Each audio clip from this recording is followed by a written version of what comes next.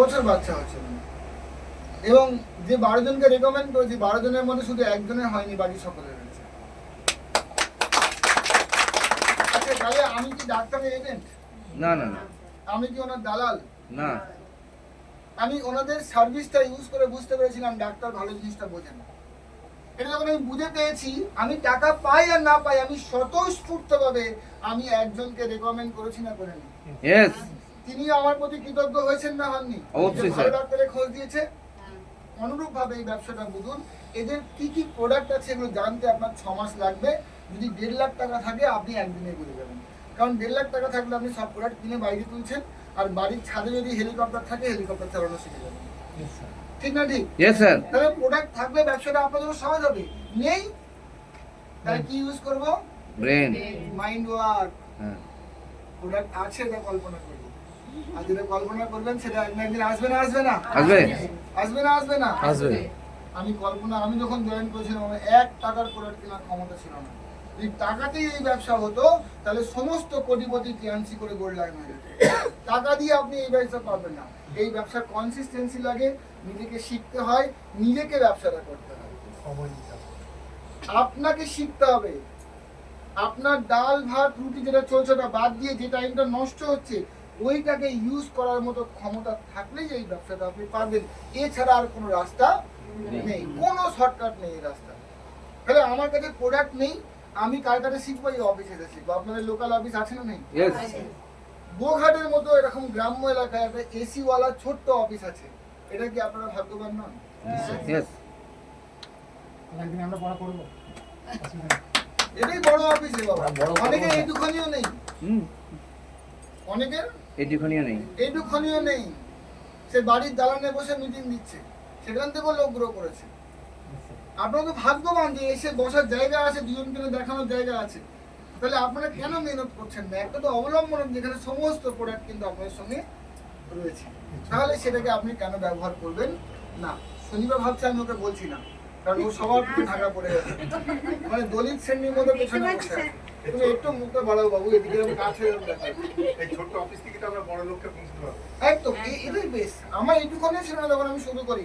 আমার যে অবস্থা ছিল, একটা পাকা রুম ছিল এত বড়, 10 বাই কত 12 রুম হবে, আর 10 না 8 বাই 12 রুম। আমার বাবা মা শুতেন ওই ঘরটায়, আমরা 2 ভাই ছোট্ট একটা মাটির ঘরে শুতাম, ছোট্ট। তো ওইখান থেকে আমাদের জার্নি, কিন্তু আমরা 2 ভাই গ্র্যাজুয়েট। আজকে আমরা দুজনেই ফিজিওথেরাপিস্ট। আমার বাবা শুধু লেখাপড়ার উপরে গুরুত্ব দিয়েছেন, জীবনে বড় কিছু উনি অনেক কিছু করতে পারেননি, কিন্তু শেষ বয়সে আমার যেটা করে দিয়েছেন অবলম্বন 9 কাঠা জমিটা, আর যার উপরে প্রায় 2100 স্কোয়ার ফিটের বাড়ি। আমার বাবারই 90% কন্ট্রিবিউশন আছে, ওনার জন্য একটা বড় করে হাত তুলে চেয়ে কারণ আমার বাবা যে মাথার ছাই দিয়ে মানে ছাওয়াটা দিয়েছেন, এটা আমরা ভাগ্যবান। আমাদের নিজেরা করতে হলে অনেক কষ্ট পেতাম, অনেক ঘুষ লাগতো, এত সহজে হয়তো পারতাম না। তো শেষে কিন্তু ওই অবলম্বনটা উনি আমাদের করে দিয়েছেন। তার আগে লেখাপড়ার দিকে পুরো গুরুত্ব দিয়েছিলেন। তার জন্য আমরা 2 ভাই মানে থেরাপিতেও কিন্তু আমরা সাকসেসফুল, ফিজিওথেরাপি।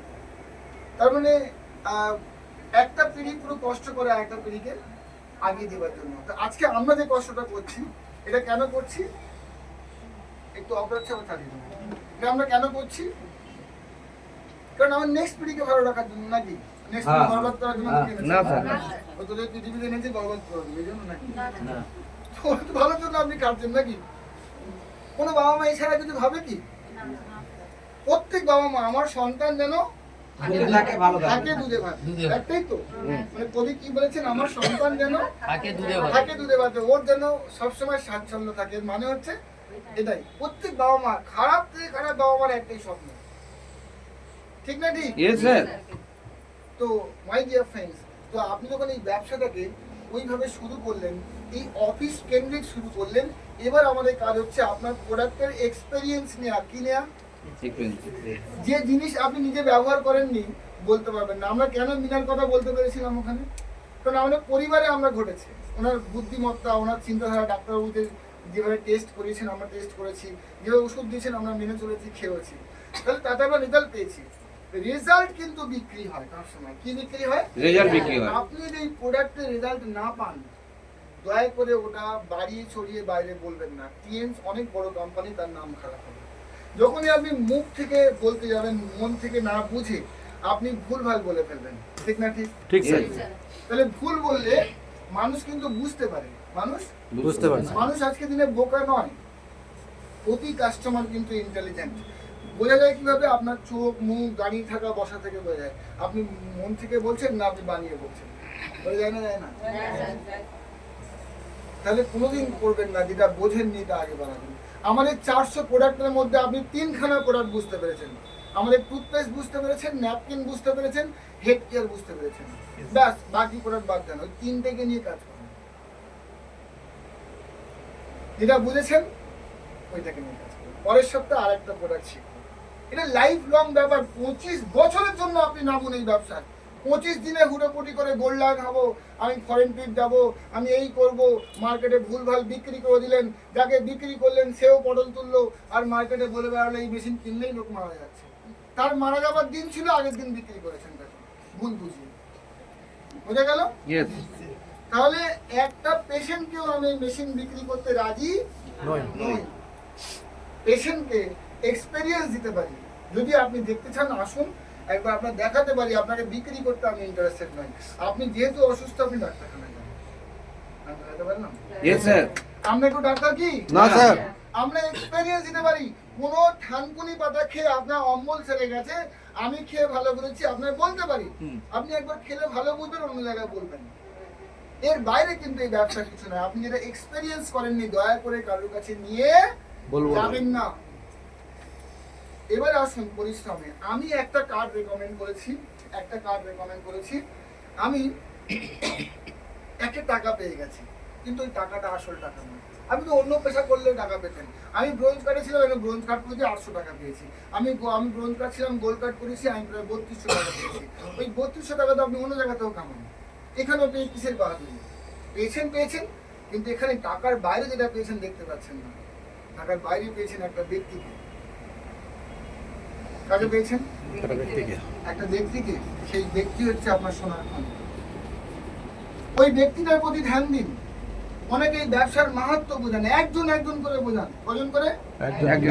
একটা করে বোঝান তাকে এই ব্যবসার মাহাত্ম্য। কত দূর যেতে পারে, কত বড় হতে পারে। এখানে 10টা বছর মেহনত করলে, পার্ট টাইম করুন, আপনার বাচ্চার ফিউচার শুধরে যেতে পারে। আমি কেন প্রথমে আমি কোনো অন্য চাকরিজীবী আছে আমি বলি না যে চাকরি এক্ষুনি ছেড়ে করুন, কারণ নদীর দুপা দিয়ে নদীর গভীরতা মাপা কি বুদ্ধিমানের কাজ? না স্যার। হ্যাঁ, আপনাকে সর্বদা নদীর পাড়েতে গাছ আছে, ওদের মজবুত দড়ি বাঁধতে হবে। কি করতে হবে? মজবুত দড়ি। দড়িটা কোমরও বাঁধতে হবে, হাতও ধরে রাখতে হবে। এবারে এক পা দিয়ে এরকম করে দেখবেন কতটা গভীর নদী। এই দেখছেন পা পেয়ে গেছেন, এই একটুখানি বুঝতে গেলে? আবার একটুখানি পা Yes, sir. দেখছেন, এই আস্তে করে দড়ি ছাড়ছেন, কোমরটাও ছাড়ছেন। সাথে একদিন দেখবেন বড় জাহাজ মাঝখানে হয়েছিল, উঠে পড়েছে। ওখানে সব আছে। আপনি ওখানে 10,000 কামাতেন, এখানে আপনি 10 লাখ কামাচ্ছেন। তখন ভাববেন ওটা ছাড়া যায়? আস্তে আস্তে ইভেন্ট আপনাকে জবাই করে দেয়নি যে আপনি এখানে আসা মাত্রই আপনার ফুল টাইম করতে হবে, এরকম কোনো আমাদের কন্ডিশন লেখা নেই। কিন্তু আমি আপনাদের কাছে একটা অনুরোধ, আপনি পার্ট টাইম বা ফুল টাইম বলে টিয়ান্সিটা কিছু হয় না। আপনি যে টাইমটা দিচ্ছেন ওটা মন দিয়ে দিচ্ছেন কি আপনি ছেলে খেলা করছেন? ওতে আপনার গ্রোথ হবে। স্যার একটা দিন বুঝে গেছি। কি বুঝেছি? না কোনো জিনিস কিনলে টাকা পাওয়া যায়। কোনো দুনিয়ায় দেখিনি কোনো জিনিস কিনলে টাকা পাওয়া যায়। এটা কিন্তু স্যার বুঝে গেছি। এখানে টাকা পাওয়া যায় না? টাকা পাওয়া যায় স্যার। আমি যদি কোনো মাজন কিনি টাকা পাই স্যার এখানে আমি। প্রথম তো হাতে হাতেই পাচ্ছেন 20%। হ্যাঁ হ্যাঁ স্যার। হ্যাঁ, পেয়েছি। 112 টাকা আপনি বিক্রি করছেন, আপনি হ্যাঁ। পাচ্ছেন কত? 170 টাকা। কিন্তু আমাদের মাজন যে একবার মারবেন অন্য মাজনে যেতে পারবেন। একদম একদম। আমি কথা দিচ্ছি, অন্য মাজনে আপনি যেতেই পারবেন। যদি যান তাহলে আপনার কিন্তু টাকার সিরিয়াস প্রবলেম আছে। হুম হুম। আপনি টাকা কামানোর জন্য আমাদের কাছে আসতে হবে। ভালো না ভাই? আমি বলছি তো, আমি কোনো ব্র্যান্ডের নাম নিচ্ছি না, কারণ এটা আমাদের মিটিং আমাদেরটাই ভালো আর অন্য কোম্পানি খারাপ, এসব বাজে কথা। স্যার আমি আজকে বিগত 6 মাস এসেছি এখানে। আমি যে এই জায়গায় এসেছি 6 মাস এসেছি। একটা ম্যাডাম মানে একটা ভদ্র মহিলা এরকম বেঁকে মেকে চলতেন। আমার এই ক্যালসিরিজ খেয়ে আমি 3 মাস থেকে 3টে খাইছি, কিন্তু এখন যদি সোজা হাঁটেছে। এটা হচ্ছে প্রোডাক্ট কথা বলছি। প্রমাণ পেয়েছি আমি প্রমাণ পেয়ে নিজে প্র্যাকটিস করি হোমিওপ্যাথি, আমি এটা খাওয়াই। কিন্তু আমাদের ক্যালসিয়ামের দাম কত? 997 টাকা দাম। Yes sir. আমি ডিস্ট্রিবিউটার প্রাইস বলছি। হুম। 60 পিসের দাম 997, মানে 15 টাকা পিস পড়ছে। হুম। কোনো ব্যাপার? 15 টাকা পিস কোনো ব্যাপার? আপনি না। এক পিস চিংড়ি মাছ খান 25 টাকা পড়ে যায়, একটুখানি বড় চিংড়ি, তাই না? হ্যাঁ দিনে যে আলু দুটো খেতে হবে, দিনে দুটো। নিয়ে দিতে হবে। দুপুর রাত্রে দুটো করে খায় আর কি। একদম। ক্যালসিয়ামটা আমাদের খুব ভালো। প্র্যাকটিসের উপর ভিত্তি করে স্যার আমি অনেক কিছু পাচ্ছি কিন্তু এই জায়গাতে প্র্যাকটিসের উপর ভিত্তি করে ঠিক আছে, ওটা সাধারণ মানুষ কিভাবে করবে না, নিজে আগে খাবে, মেডিকেল করে সবাই। তাহলে আমাদের ব্যবসায়িক মডেল কি, আমাদের পিভি কিনতে হয়, পিভি। Yes, sir. আমাদের সব র্যাঙ্ক অ্যাচিভমেন্ট আর পিভিতে। আপনি যদি এক পিভি কিনতে চান, এক পিভি, তাহলে কত টাকার প্রোডাক্ট নিতে হবে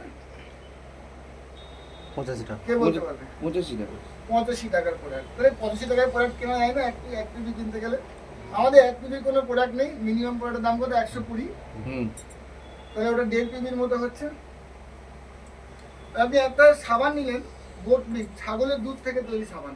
ছাগলের দুধের দাম কত? খেয়েছেন ছাগলের দুধ? না, না। হ্যাঁ, ছোটবেলায় খেয়েছি দাম বেশি না কম? বেশি। দাম বলতে পারবো না, ছোটবেলায় অত দাম থাকে না, কিন্তু খেয়েছি। না, ছোটবেলায় দাম থাকে না, ছোটবেলায় ছোট গ্লাসে দিয়েছিল 20 টাকা না 50 টাকা। আমি বলছি তো, গরুর দুধের দামের সঙ্গে ছাগলের দুধ যখনই নেন, দাম বেশি না কম? বেশি বেশি। সর্বদাই বেশি থাকে। বেশি হ্যাঁ এখন 400-500 টাকা লিটার হ্যাঁ। ছাগলের দুধ। তো সেই গোট মিল্ক সোপ, আপনার নারিশিং সোপ, আপনার স্কিন ক্লিন করে দেবে, এপিডার্মিস লেয়ারে গিয়ে ক্লিন করে। 1.5 পিবি আপনি পাচ্ছেন। আপনি এটা মাজন কিনলেন, কত পিবি হলো? মাজন 2 পিবি, 170 পিবি।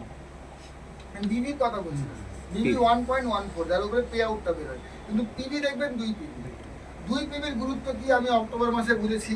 2 পিবির জন্য আপনার অনেক র্যাঙ্ক অ্যাচিভমেন্ট নাও হতে পারে। একটা মাজনও আপনাকে, ওই জন্য একটা মাজনে যদি সেল ওঠে, ওটাকে নিয়ে নেন। মাজনে যদি সেল ওঠে, মাথা পেতে নিয়ে নেন। ওটা গোল্ড কার্ড নয় বলে ওটাকে ছাড়বেন না। 2 পিবির গুরুত্ব আমি খুব ভালো করে বুঝেছি অক্টোবর মাসের আমার সেলস। ইয়েস স্যার বুঝেছেন? তো এই শিক্ষা আমার সারা জীবন মনে থাকবে যে একটা মাজনের দাম কত, 2 পিবি। তো আমি এটা পজিটিভ ভাবে কেন নিচ্ছি যে আমি একটা ছোট্ট সেলটাকে আমি গুরুত্ব দেবো, তাতে যেই আসুক আমার কাছে আমি তাকে মাথা পেতে নেবো। কারণ সেল মানে হচ্ছে আপনার ঈশ্বরের দয়া আপনার বাড়িতে এসছে, ওটা গ্রহণ করুন। কি ব্যবসা, কি বাণিজ্যে বসতি লক্ষ্মী, বাণিজ্যে বসতি লক্ষ্মী। আপনার যদি বাণিজ্য করেন তবেই কিন্তু লক্ষ্মী আসবে। আসবে। চাকরি আপনার গোনাগাতা পয়সা। হ্যাঁ, 1 লক্ষ, 1.5 লক্ষ, 2 লক্ষ টাকা চাকরি করছেন, তাহলে আপনি ভালো জায়গায় আছেন, কোনো অসুবিধা নেই। 1 লাখ টাকা আজ দিয়ে দেবেন, এনাফ।